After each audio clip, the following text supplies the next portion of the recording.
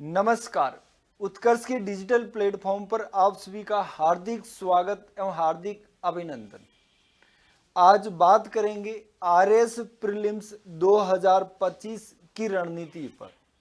यह बात इसलिए भी इम्पोर्टेंट है क्योंकि आरपीसी की द्वारा हाल ही में जिस गति से कार्य किया जा रहा है उस गति से ये लग रहा है कि आरएस प्रीलिम्स का जो एग्जाम कंडक्ट होने जा रहा है और आरएस 2025 की वैकेंसी इस महीने आने की पॉसिबिलिटी है, उसी को ध्यान में रखते हुए आरएस प्रीलिम्स 2025 के लिए रणनीति पर बात करने वाले। ये बात इसलिए भी महत्वपूर्ण है कि आरपीसी के द्वारा जो कैलेंडर जारी किया गया था उस कैलेंडर के अंतर्गत आरपीसी के द्वारा जो कैलेंडर जारी किया गया था उस कैलेंडर के अंतर्गत एक डेट रिजर्व रखी गई और ये जो डेट रिजर्व रखी गई वो रिजर्व आरपीसी के द्वारा एग्जाम कंडक्ट करवाने के लिए 26 अप्रैल 2024 और 3 मई 2024 ये दो डेट रिजर्व रखी गई और इसी दोनों डेट पर आरएस प्रीलिम्स 2025 का एग्जाम होने की संभावना है। और अगर ये 26 अप्रैल या 3 मई को अगर ये एग्जाम होगा तो उसके लिए किस प्रकार की रणनीति की जरूरत है, क्योंकि वर्तमान समय में आरपीसी के द्वारा जिस तरीके से ट्रेंड को चेंज किया गया, ये ट्रेंड हाल ही में अर्थात जो कल एग्जाम हुआ असिस्टेंट प्रोफेसर का एग्जाम हुआ उसमें भी देखने को मिला है और भी आरपीसी के द्वारा जो एग्जाम कंडक्ट करवाए गए उसी में भी देखने को मिल रहा है। तो इन्हीं को ध्यान में रखते हुए एक ऐसी रणनीति की बात करेंगे, एक ऐसे प्रोग्राम की बात करेंगे जिसके माध्यम से आरएस प्रीलिम्स 2025 को क्रैक करना बहुत ही आसान रहेगा। तो शुरुआत में बात करते हैं आरएस प्रीलिम्स 2025 के संदर्भ में। तो समझने का प्रयास करते हैं आरएस प्रीलिम्स 2025। तो सबसे पहली बात कि जो आरएस प्रीलिम्स 2025 की जब बात करेंगे तो आरएस प्रीलिम्स के लिए सभी के लिए अलग अलग रणनीति की जरूरत होती है।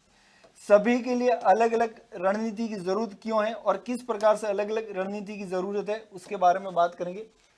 तो सबसे पहले कि जो आरएस प्रीलिम्स का जो एग्जाम है वो आरएस प्रीलिम्स का एग्जाम अप्रैल या मई 2024 में होने की संभावना है। और अगर उसी संभावना को ध्यान में रखें तो आज 8 दिसंबर तो आपके पास लगभग दिसंबर के 20 दिन बचते हैं और उसके बाद में जनवरी माह, उसके बाद में फरवरी माह, जनवरी और आपके बाद में फेब और मार्च, अर्थात 3 महीने ये और लगभग 20 दिन ये। तो आपको लगभग 110 दिन की रणनीति बनानी, 110 दिन की रणनीति बनानी है और 110 दिन है जो आपके जीवन के सबसे इंपॉर्टेंट होने वाले। वैकेंसी आ जाएगी, लेकिन अगर आपकी रणनीति बेहतर नहीं है, आपकी तैयारी बेहतर नहीं है तो वैकेंसी आ जाएगी और वैकेंसी चली भी जाएगी। सामान्य यही है कि स्टूडेंट आरएस की वैकेंसी का इंतजार रहता है। आरएस की वैकेंसी जितनी गति से आती है उतनी गति से वापस भी चली जाती है और स्टूडेंट वहीं का वहीं रह जाता है, क्योंकि उसकी एग्जाम से पहले प्रॉपर तैयारी नहीं होती, एग्जाम से पहले वो कंटिन्यू नहीं पढ़ रखा होता है। इसका उसे खामियाजाना आरएस का जब एग्जाम होता है उसमें उठाना पड़ता है। तो 110 दिन को ध्यान में रखते हुए रणनीति बनाने की बात करेंगे। 110 दिन को ध्यान में रखते हुए, 110 डेज को ध्यान में रखते हुए अब ये जो रणनीति बनाई जा रही, जिसके बारे में बात की जा रही, तो मैं मान के चलता हूं कि कुछ स्टूडेंट ऐसे होंगे जिन्होंने यूपीएससी की तैयारी कर रखी और जो यूपीएससी के एग्जाम के प्रोसेस में लगे हुए। कुछ स्टूडेंट ऐसे हैं जो पर्टिकुलर आरएस और आरटीएस अर्थात राज्य प्रशासनिक और अधीनस्थ सेवाओं की तैयारी करने वालों का एक ग्रुप है। फिर कुछ स्टूडेंट ऐसे हैं जो सामान्यतः आरपीसी के द्वारा कंडक्ट करवाने वाले और भी एग्जाम दे रहे हैं। फिर अगर इसी में और कैटेगरी की जाए तो आरएस की तैयारी करने वाले में भी एक ऐसे स्टूडेंट जो आरएस के लिए लंबे समय से तैयारी करे, आरएस के पुराने अभ्यर्थी, और एक आरएस के जो अभी जो अभ्यर्थी है, जो न्यू कैंडिडेट है, जो पहली बार एग्जाम देने जाएंगे, अर्थात जिन्होंने एग्जाम पहली बार, एक बार हो सकता है दिया भी है लेकिन बिना रणनीति के दिया है, बिना तैयारी के उन्होंने एग्जाम दिया था, तो उन सभी कैंडिडेट को ध्यान में रखते हुए रणनीति की बात करेंगे। फिर इसमें भी फिर अगर वर्गीकरण और किया जाएंगे तो कुछ स्टूडेंट ऐसे जिसका साइंस बैकग्राउंड से बिलोंग करते, टेक्नोलॉजी टेक्निकल सब्जेक्ट से बिलोंग करते, कुछ स्टूडेंट ऐसे होते हैं जो ह्यूमैनिटीज मानवीय की विषय से बिलोंग करते हैं, और कुछ कॉमर्स के सब्जेक्ट से, कॉमर्स विषयों से भी बिलोंग करते हैं। तो पहली बात यह है कि सभी स्टूडेंट के लिए रणनीति अलग अलग होगी। सभी स्टूडेंट को अपने कोर एरिया को ध्यान में रखते हुए, अपनी सीमाओं और अपनी क्षमता को ध्यान में रखते हुए उसको रणनीति बनानी होगी। लेकिन रणनीति किस प्रकार से बनानी, उसके जो कॉमन पॉइंट क्या रहने चाहिए, उसके बारे में मैं यहाँ पर आपसे बात करने वाला हूँ। तो सबसे पहले कॉमन रणनीति के बारे में बात करते हैं। तो उस कॉमन रणनीति के अंतर्गत, उस कॉमन रणनीति बनाने से पहले सबसे पहले बात करते हैं कि आरपीसी के द्वारा सिलेबस किस प्रकार से डिजाइन किया गया। तो जब सिलेबस की बात करते हैं तो इसमें हिस्ट्री, इसमें सिलेबस के अंतर्गत history, polity, geography, economics, science and tech, math एवं रीजनिंग और करंट अफेयर कुल मिलाकर ये 7 पोर्शन है। कुल मिलाकर कितना है? 7 पार्ट है, और इस 7 पार्ट में से 7 पार्ट 150 क्वेश्चंस आ रहे हैं और 200 मार्क्स है, और 200 मार्क्स। अब मुद्दा आता है कि कट ऑफ का। तो सामान्यतः कट ऑफ का और तैयारी का, कट ऑफ का और जो पोर्शन का या कट ऑफ के अकॉर्डिंग तैयारी, उसका कोई लेन देन है नहीं, कोई आपस में लिंक है नहीं। सामान्यतः कट ऑफ डिसाइड होती है जो सम्मिलित होने वाले अभ्यर्थी है और आरपीसी के द्वारा जो पेपर बनाया जा रहा है उसके स्तर पर डिसाइड होती है। तो ये कोई प्री डिसाइड नहीं, जैसा आप कहते हैं 2023 में प्रीलिम्स की कट ऑफ 100 और 2024 में प्रीलिम्स की कट ऑफ 71 रही है। अब इसका मतलब ये नहीं होगा कि पेपर बहुत ही जटिल था, या इसका मतलब ये नहीं कि पेपर बहुत ही सरल था, या इसका मतलब ये भी नहीं है कि जिन स्टूडेंट के द्वारा एग्जाम दिया जाएगा उनकी तैयारी में कोई फर्क था। एक बात तो निश्चित है कि दिनों दिन तैयारी का लेवल बहुत बढ़ता जा रहा है, दिनों दिन कंपटीशन का लेवल बहुत बढ़ता जा रहा है। कट ऑफ जो भी रही हो, निष्कर्ष ये है कि आपको अपनी तैयारी का लेवल और बढ़ाना होगा। जब आप अपनी तैयारी का लेवल और बढ़ाओगे तभी आप सिलेक्शन की रेंज में आ पाओ। दूसरा रीजन इसमें कि हर बार जब वैकेंसी आती है तो नंबर ऑफ पोस्ट कम होती है, और जब नंबर ऑफ पोस्ट कम होती है, कंपटीशन का लेवल हाई है, तो उसमें और भी दिक्कत आती है। तो सबसे पहले 7 पोर्शन। अब जब पर्टिकुलर रणनीति की बात की जाए तो एक रणनीति ऐसी होगी जिसमें सामान्यतः आरपीसी के द्वारा हमेशा ऐसे टॉपिक है जिस पर आरपीसी हमेशा क्वेश्चन पूछने की संभावना रखती है और एग्जाम में क्वेश्चन पूछती है। जैसे राजस्थान की साइंस एंड टेक्नोलॉजी की बात नहीं करूं, राजस्थान की साइंस एंड टेक उससे संबंधित आजकल बहुत ज्यादा सवाल आ रहे हैं कि राजस्थान सरकार की द्वारा जो इनोवेशन किया जा रहा है, जैसे ई मित्र प्लस, राजस्थान संपर्क, जन सूचना पोर्टल, इस प्रकार के जो इनोवेशन किए जा रहे हैं राजस्थान में, उससे संबंधित हर बार हर एग्जाम में क्वेश्चन आ रहे हैं। तो सबसे पहले जब रणनीति बनाने की बात की जाएगी तो एक रणनीति, पहली जो रणनीति का जो पार्ट हो सकता है कि स्ट्रेटेजी, जो पहली स्ट्रेटेजी हो सकती है, और वो पहली स्ट्रेटेजी ये है कि जिसमें आप थीम का चयन करें, जिसमें आप क्या करें, थीम का चयन करें। थीम का चयन करें। जब मैं थीम की बात कर रहा हूं तो सामान्यतः जितने भी आपके सब्जेक्ट हैं उन सभी सब्जेक्ट में से ऐसे टॉपिक का चयन करें जिसमें से हर बार क्वेश्चंस आते हैं, अर्थात आप 100 टॉपिक या 100 थीम का चयन करें, 100 टॉपिक या 100 थीम का चयन करें। अभी हमारे द्वारा बताया भी जाता है कि सामान्यतः इस प्रकार से इन टॉपिक से क्वेश्चन रिपीट होते हैं, लेकिन जब तक आप खुद एनालिसिस नहीं करोगे तब आप उस डायरेक्शन में चल नहीं पाओगे। तो आपको पहला काम क्या करना है कि थीम का चयन करना है, अर्थात 100 टॉपिक का चयन करना है जिसमें से सामान्यतः हर बार एग्जाम में क्वेश्चन आते हैं, और इसमें आपकी हेल्प करेगा PYQ। और इस PYQ में आपको बेस बनाना है RAS एग्जाम को, इसमें बेस बनाना है SI के एग्जाम को, इसमें बेस बनाना है AP असिस्टेंट प्रोफेसर के एग्जाम को, और उसमें बेस बनाना है RPC के द्वारा इसी लेवल से जो एग्जाम में लिए जा रहे हैं उनको बेस बनाना है। और उसमें बेस कौन से पेपर को बनाना है, उसमें आपको बेस बनाना है 2024 और 2025। तो 2024-25 और 2025-26 में जो एग्जाम कंडक्ट करवाए गए उसी को बेस बनाना है। तो जिसमें RS के सामान्यतः 2-3 पेपर को बेस बना सकते हो, उसी प्रकार SI का जो लेटेस्ट वाला एग्जाम, असिस्टेंट प्रोफेसर के लेटेस्ट वाले एग्जाम, और RPC जो भी इसी लेवल का और एग्जाम करवाती है, जैसे URO RPC के द्वारा जनसंपर्क अधिकारी RPC के द्वारा करो, तो इसी प्रकार के जो पेपर कंडक्ट करवाया जा रहा है उसी को बेस बनाते हुए आपको इस थीम का चयन करना है, उनका बार बार आपको अध्ययन करना है। मैं कह रहा हूं कि वर्तमान समय में ज्यादा पढ़ने से सिलेक्शन नहीं होगा। वर्तमान समय में सिलेक्शन होने का सबसे बड़ा आधार है, कि PYQ का एनालिसिस करते हुए, वर्तमान ट्रेंड का एनालिसिस करते हुए पढ़ना और उसी डायरेक्शन में चलना, तभी आपको सफलता मिल पाएगी, आपका सिलेक्शन हो पाएगा। तो पहली बात तो थीम का चयन करना, थीम का।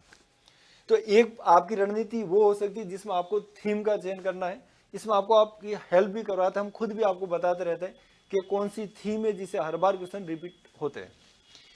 दूसरी जो आपकी रणनीति है, मैं कॉमन रणनीतियों की बात करूं, दूसरी आपकी जो रणनीति है, इस दूसरी रणनीति में आपको सब्जेक्ट का चयन करना है। दूसरी रणनीति में आपको विषय का चयन करना है, सब्जेक्ट का चयन, विषय का चयन, अर्थात कौन से विषय से सबसे ज्यादा क्वेश्चंस पूछे जा रहे हैं और जिसमें जितना ज्यादा आउटपुट दिया जाएगा, इनपुट दिया जाएगा, उतना ही आउटपुट निकलने की पॉसिबिलिटी।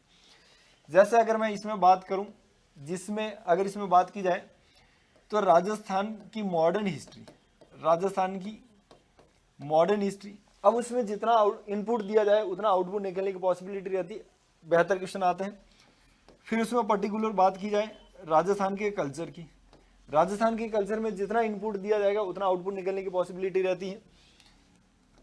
फिर बात की जाए राजस्थान जियोग्राफी, राजस्थान इकोनॉमी की, राजस्थान इकोनॉमी की, और इसमें भी फिर पर्टिकुलर, जैसे राजस्थान जब पॉलिटी की मैं बात करूं तो राजस्थान की पॉलिटी में कुछ टॉपिक का चयन किया जाएगा, पूरी पॉलिटी नहीं, राजस्थान की पॉलिटी में से कुछ टॉपिक तो ऐसे है जिसमें जो प्रश्न पूछे जा रहे हैं वो सामान्यतः बहुत ही अलग लेवल से पूछे जा रहे हैं, वो बहुत ही अलग लेवल है। लेकिन राजस्थान की जब मैं पॉलिटी की बात करूं तो उसमें कुछ आपको टॉपिक का चयन करना है जिसमें सामान्यतः हर बार एग्जाम में क्वेश्चन आते हैं। तो क्या करना है, राजस्थान पॉलिटी में से कुछ टॉपिक करना, राजस्थान की इकोनॉमी कंप्लीट, राजस्थान की जियोग्राफी कंप्लीट, राजस्थान का कल्चर कंप्लीट और राजस्थान की हिस्ट्री। ये वो पोर्शन है जहां से हर बार एग्जाम में क्वेश्चन आते हैं, जिसको आसानी से कवर किया जा सकता है। तो ये सारे सब्जेक्ट, फिर इसके साथ में जो सब्जेक्ट रहते हैं, इसके साथ में और अगर मैं सब्जेक्ट की बात करूं जो इसको हाई प्रायोरिटी पे आपको रखने चाहिए, उन सब्जेक्ट में फिर आपका सब्जेक्ट आता है जिसमें मैथ और रीजनिंग, जिसमें आती है आपकी मैथ एंड रीजनिंग। अब जब मैं मैथ और रीजनिंग की बात करूं तो इसमें भी वही कि सामान्यतः इसमें भी टॉपिक का चयन करना है। कुछ टॉपिक ऐसे हैं जिसको आपको पढ़ने में दिक्कत आती है, इसका मतलब है पूरी मैथ और रीजनिंग में दिक्कत नहीं आ रही, जिस टॉपिक में दिक्कत आती है जो थोड़े से टफ लेवल है उसमें सामान्यतः कोशिश करनी है कि मैथ और रीजनिंग में से ऐसे टॉपिक का चयन करना है जिसमें से हर बार क्वेश्चन आते हैं और जिसको आसानी से किया जा सके। कुछ टॉपिक में से नहीं किया जा सकता, जैसे मैं बता रहा हूं कि आपको प्रोबेबिलिटी यानी प्रायिकता के बारे में पूछा जा रहा है तो इसको करने में आपको दिक्कत आती है। आपको क्रमचय और संचय के बारे में पूछा जा रहा है, परमुटेशन कॉम्बिनेशन के बारे में पूछा जा रहा है तो इसमें आपको दिक्कत आती है। थोड़े से टफ लेवल के ये टॉपिक है जो सामान्य स्टूडेंट नहीं पढ़ता है, तो उन स्टूडेंट की बात करूं तो मैथ और रीजनिंग एक ऐसा पोर्शन है जो आसानी से कर सकते। फिर इसमें पोर्शन आता है करंट का। अब देखो करंट के साथ में दुविधा भी है और करंट के साथ में करंट को आसानी से कवर भी किया जा सकता है, और करंट को कवर करने के बावजूद भी आपको समझ में नहीं आता, ये भी इसमें फैक्ट है, ये भी इसमें तथ्य है, इसमें भी कोई दो राय नहीं कि आप करते क्या हो सामान्यतः कि जब इनको पढ़ने का प्रयास करते हो करंट, तो आपको ऑथेंटिक सोर्स पता नहीं। और एक सेंटेंस ध्यान से बोलो कि आरएस के एग्जाम में किसी भी पोर्शन को आप स्किप नहीं कर सकते। या तो किसी सब्जेक्ट को या किसी पोर्शन को बहुत ज़्यादा पढ़ा जाएगा, या उसको कम से कम सतही तो पढ़ा ही जाएगा। आप किसी भी पोर्शन को एग्जाम में छोड़कर नहीं जा सकते हो, उसको बिना पढ़े नहीं जा सकते हो। आपको पूरा सिलेबस पढ़ना पड़ेगा, बेसिक स्तर का तो सभी पढ़ना पड़ेगा, और कुछ में उसमें डेप्थ में जाना पड़ेगा, गहराई में जाके पढ़ना पड़ेगा। तो जब मैं करंट अफेयर की बात करूं तो करंट अफेयर वर्तमान में सबसे बड़ा चैलेंज का मुद्दा बना हुआ है, सबसे बड़ा चैलेंज है।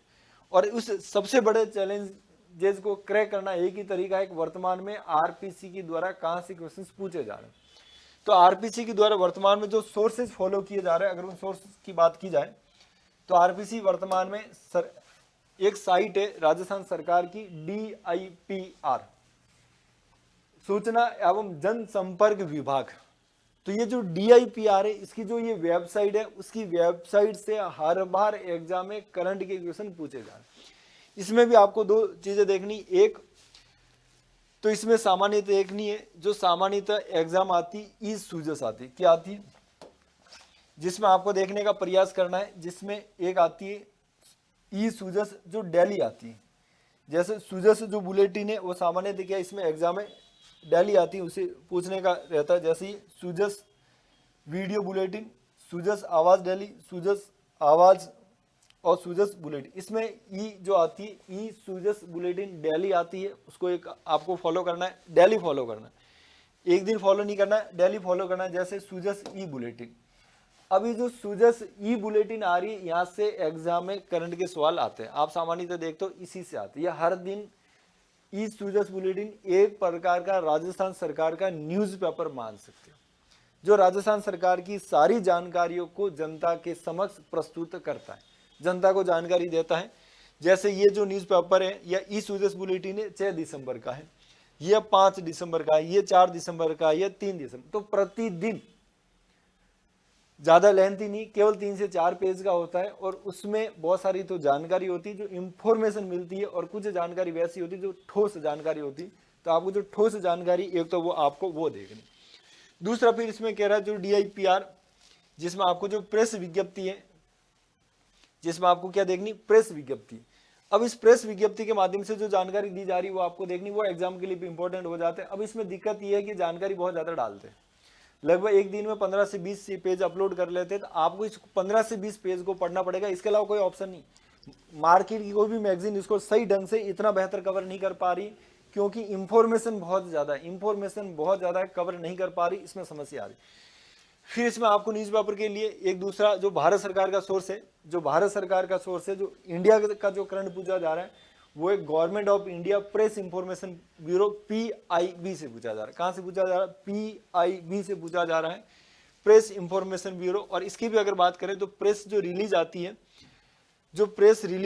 जिसमें आप देख सकते हो, जैसे आज मान लें 8 तारीख है, तो अपन 7 तारीख की देखने का प्रयास करें। 7 दिसंबर है, तो इसमें प्रेस की अगर बात करें तो ऑल मिनिस्ट्री की सारी जानकारी देख रहे हैं। 7 दिसंबर 2025 टोटल 26 प्रेस रिलीज की गई, अर्थात 26 जानकारी इसमें अपलोड की गई। कितनी, 26 जानकारी इसमें अपलोड की गई।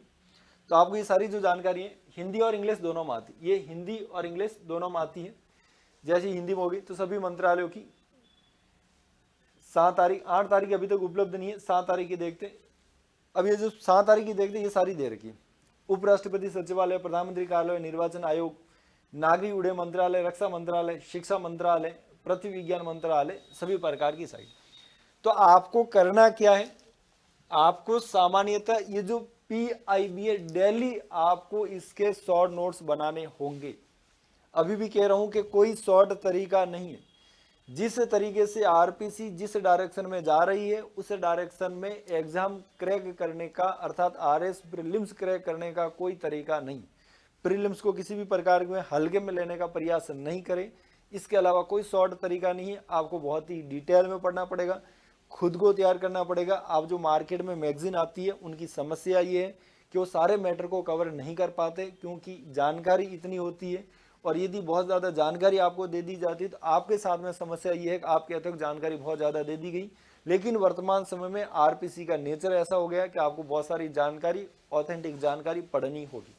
तो ये करंट के रणनीति की बात की जाए तो इसमें इस प्रकार से आपको देखना पड़ेगा। फिर मैं और भी कह रहा हूँ कि आज के समय में जो भी एक प्रश्न पूछने का जो भी ट्रेंड है, ये राजस्थान सरकार की और भारत सरकार की सारी जो मिनिस्ट्री है, उनके सारे जो डिपार्टमेंट है, उस डिपार्टमेंट में जो इनोवेशन हो रहा है, उसी इनोवेशन के बारे में भी आजकल आरपीसी सबसे फेवरेट टॉपिक और सब टॉपिक बने हुए, जहाँ से आरपीसी के द्वारा क्वेश्चन उठाया जा रहा है। क्लियर बात है?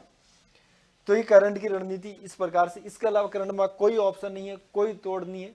फिर इसके अलावा आपको क्या पढ़ना है, इसके अलावा आपको जैसे इकोनॉमिक्स, जो राजस्थान की इकोनॉमिक्स और इंडिया की इकोनॉमिक्स, सोर्सेज भी बता रहा हूँ कि राजस्थान की इकोनॉमी और इंडिया की जो इकोनॉमिक्स है, जो आपको कवर होगी राजस्थान का इकोनॉमी सर्वे और भारत के इकोनॉमी सर्वे से, वो भी आपको ओरिजिनल पढ़ने का प्रयास करना है। अभी भी कह रहा हूँ क्या करना है, जो राजस्थान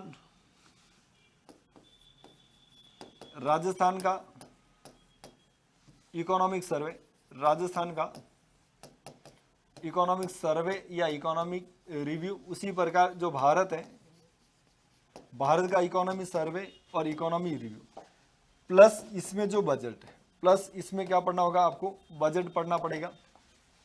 आजकल जो इकोनॉमिक्स में फॉलो किया जाए, आपको बेसिक इकोनॉमी कितनी भी आ रही है, आपने इकोनॉमिक्स में बहुत ज़्यादा पढ़ाई भी कर रखी, आपको इकोनॉमिक्स समझ में भी आ रखी, लेकिन आरपीसी का नेचर इकोनॉमी सर्वे और बजट से एग्जाम में प्रश्न पूछे जा रहे हैं। अब आप कहते हो हमने इकोनॉमिक्स बहुत पढ़ी, हमने वो सब्जेक्ट बहुत पढ़ा, लेकिन उसमें जो अपडेट आपने नहीं पढ़े, तो सामान्य उस तैयारी का ज़्यादा औचित्य रहता नहीं। तो जब आपको ढंग से अगर तैयारी करनी है, तो ढंग से तैयारी करने में आपको करना क्या है कि आपको एक तैयारी की रणनीति जिसमें थीम का चयन, दूसरी जिसमें आपको जो रणनीति है उस रणनीति में सब्जेक्ट का चयन करना है, फिर उसी प्रकार आपको सारे सब्जेक्ट का चयन करना है, जिसमें आपको करना क्या, इसकी प्राथमिकता तय करनी। इसमें क्या करनी, रणनीति में विषय का चयन और आपको प्राथमिकता तय करनी, आपको प्राथमिकता तय करनी। और जब आप प्राथमिकता तय करने की बात आते हैं तो सभी स्टूडेंट के लिए प्राथमिकता अलग अलग होगी। मैंने जो प्राथमिकता बताई सामान्य स्टूडेंट के लिए बताइए, उन कॉमन स्टूडेंट के लिए बताइए जो सामान्य पृष्ठभूमि से रखते हैं, अर्थात जिसका हाई टेक्निकल बैकग्राउंड नहीं है, सामान्य पृष्ठभूमि, जिसको सामान्य सब्जेक्ट ठीक ठाक सभी बराबर आते हैं, उनके लिए इस रणनीति की बात की जा रही, उनके लिए इस प्रकार की रणनीति की बात की जा रही, जिसमें सभी सब्जेक्ट का चयन करना। फिर कुछ सब्जेक्ट को इसको आप स्किप भी कर सकते हो। तीसरी भी अगर इसमें बात करें और, तो दो प्रकार की रणनीति है। फिर आपको करना क्या, फिर आपको इसमें करना ये कि आपको एक सामान्यतः टेस्ट सीरीज को आपको फॉलो करना है, आपको कंटिन्यू टेस्ट देना है, टेस्ट सीरीज को फॉलो करना है। अब जब टेस्ट सीरीज की फॉलो की बात की जाए तो टेस्ट सीरीज का जो मैं ऑब्जेक्टिव मानता हूं, जो मुझे लगता है टेस्ट सीरीज से क्या बेनिफिट होता है, तो टेस्ट सीरीज से आपको आपकी पूर्व तैयारी, एग्जाम से पहले की तैयारी, आपकी तैयारी के बारे में, तैयारी की वास्तविकता एक तो पता चल जाती, आपकी तैयारी की वास्तविकता, बशर्ते है कि जो टेस्ट सीरीज का स्टैंडर्ड ठीक हो, टेस्ट सीरीज का स्टैंडर्ड ठीक हो, उसका लेवल ठीक हो। अगर टेस्ट सीरीज का स्टैंडर्ड ठीक है तो सामान्यतः क्या है, आपको तैयारी की वास्तविकता के बारे में पता चल जाएगा। दूसरी बात अगर मैं इसमें बात करूं कि आपका जो टाइम मैनेजमेंट है, वो टाइम मैनेजमेंट, पेपर की बात नहीं करूं, आपकी तैयारी का जो टाइम मैनेजमेंट है, अर्थात जैसे मैंने कहा 110 दिन में आपको कंप्लीट करना है पूरे सिलेबस को, उस प्रकार की रणनीति। तो सामान्यतः 110 दिन में जो टाइम मैनेजमेंट है, अर्थात 110 दिन में आपका पूरा सिलेबस कवर हो जाएगा। और अगर आपने प्रॉपर रणनीति नहीं बनाई तो आपका सब्जेक्ट ना तो कोई खत्म होगा, और कुछ सब्जेक्ट हो सकता है वो स्टार्ट ही नहीं हो। जब सब्जेक्ट का आपका स्टार्ट नहीं है तो बेहतर कैसे कर पाएंगे। तो दूसरा बेनिफिट है कि आप टाइम मैनर में, एक जो टाइम फ्रेमवर्क है, उसे टाइम फ्रेमवर्क में आपका सिलेबस कंप्लीट हो जाएगा, आपकी तैयारी को ठीक डायरेक्शन मिल जाएगी। फिर टेस्ट सीरीज के साथ में फिर आपको करना क्या है कि आपको जो पढ़े जा रहे हैं इसमें स्वयं के नोट्स बनाने, स्वयं के नोट्स, किसी के द्वारा स्वयं के नोट्स बनाने, किसी के द्वारा बनाए गए नोट्स ज़्यादा फायदेमंद नहीं होते। क्योंकि नोट्स इंपॉर्टेंट नहीं है, नोट्स बनाने की प्रोसेस पूरी इंपॉर्टेंट है। उस प्रोसेस के माध्यम से आप बहुत कुछ सीखते हो, आपको बहुत कुछ याद हो जाता है, वो इंपॉर्टेंट। एक स्टूडेंट जो नोट्स बनाता है और खुद उन्हीं नोट्स को पढ़ता है, उसको बहुत ज़्यादा याद होगा, क्योंकि वो खुद के नोट्स है, उसी के द्वारा बनाएंगे तो उसको याद हो जाएंगे। एक जो सामान्य तो कोई दूसरे के नोट्स लेके पढ़े जाते हैं, उसमें उतना बेनिफिट नहीं होता। तो स्वयं के नोट्स बनाने, और नोट्स डिटेल में नहीं बनाने, केवल शॉर्ट नोट्स बनाने, केवल शॉर्ट में बनाने। जैसे एक सब्जेक्ट के 10 पेज बनाने, ज़्यादा नहीं बनाने। प्रीलिम्स के अकॉर्डिंग बात करूं सारी, एक सब्जेक्ट के केवल आपको 10 पेज में लिखने, छोटे फॉन्ट साइज में आप लिख सकते हो। जैसे आपको लिखना है, जैसे 15वां फाइनेंस कमीशन है, तो 15वां फाइनेंस कमीशन कब आया, तो सामान्य तो 2020 से 25। अध्यक्ष कौन, NK सिंह। मेंबर कौन, तो जिसमें आपने लिख लिया अजय नारायण झा शक्तिकांत दास के स्थान पर आए। फिर अशोक लाहिड़ी, रमेश चंद्र, अनूप सिंह 42%, 41%, 1%। इस प्रकार से आपको जो शॉर्ट फैक्ट आपको लिखने, जो केवल आपको ही समझ पाएंगे कि आपने क्या लिखा क्या नहीं लिखा, तो आपको एक तो वो करनी। तो टेस्ट सीरीज फॉलो करनी, स्वयं के नोट्स बनाने, शॉर्ट नोट्स बनाने, और जो मैंने रणनीति फॉलो करने की बात की, तो इन रणनीति को फॉलो करना है। और थीम का चयन है, मैं हम आपको थीम का सिलेक्शन करने में आपका मदद जरूर करेंगे। तो इस प्रकार से आपको अपने एक बेहतर रणनीति बनाते हुए आपको RS के एग्जाम की तैयारी करने का प्रयास करना है। जब आप इस प्रकार से तैयारी करते हो, इस प्रकार से रणनीति बनाते हो, तो आपको क्रैक करना बहुत ही आसान हो जाएगा, और सामान्यतः आप अपने एग्जाम की सफलता को सुनिश्चित कर पाएंगे। तो बहुत बहुत धन्यवाद। मिलते हैं किसी और इसी प्रकार के सेशन के साथ में, जिनका एक क्लास ऐसे लेंगे जिसमें आपको थीम के बारे में, टॉपिक के बारे में, सब टॉपिक के बारे में बताया जाएंगे, जहां पर RPC सामान्यतः क्वेश्चन पूछती रहती। तो बहुत बहुत धन्यवाद। मिलते हैं किसी और नेक्स्ट सेशन में।